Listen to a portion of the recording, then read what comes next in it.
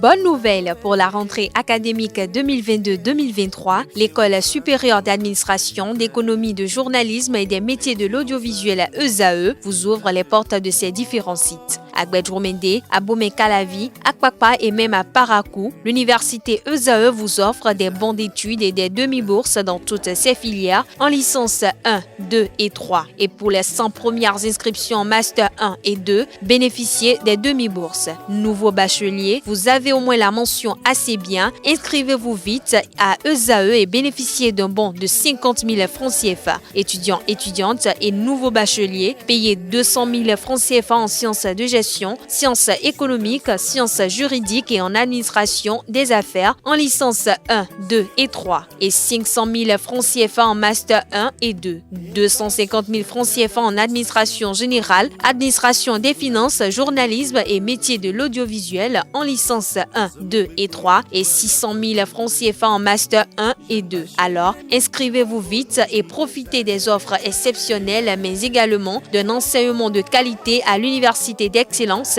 ESAE. Infoline 90 93 65 21 ou le 98 98 14 00. ESAE, l'excellence à un nom.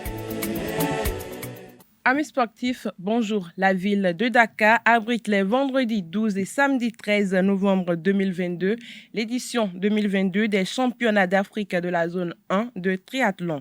Le Bénin participe à cette compétition avec deux athlètes. Il s'agit de Taïrou Iliassoum et Modeste Gaël Assa, faute de moyens.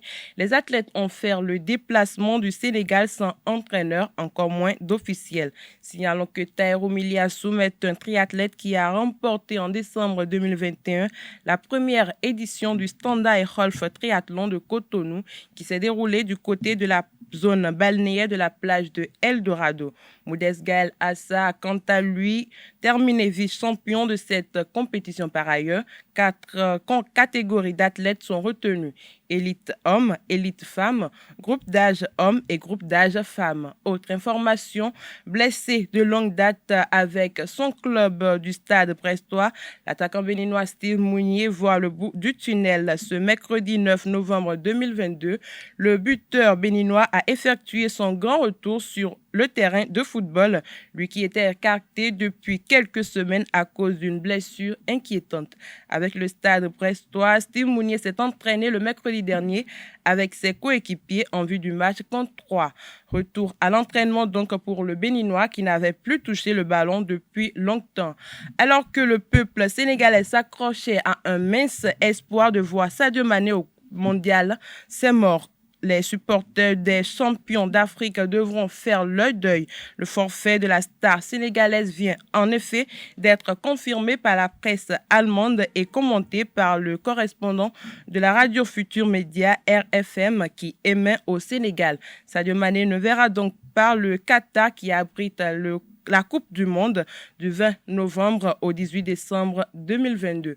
Pour finir, l'instance du football sénégalais apporte un soutien financier aux acteurs des médias du côté de Dakar. C'est un chèque de 15 millions de francs CFA mis à disposition de l'Association de la presse sportive sénégalaise pour renforcer sa logistique pour une meilleure couverture du tournoi. Une contribution très importante pour ces journalistes attendus au mondial qui commence le 20 novembre prochain au Qatar. La sélection du Sénégal étant l'une des 5 nations africaines qui seront présentes à Doha.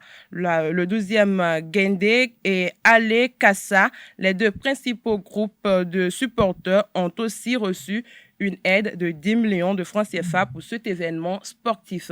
C'est tout pour la Paille des sports de ce matin. Merci pour votre attention et à très bientôt.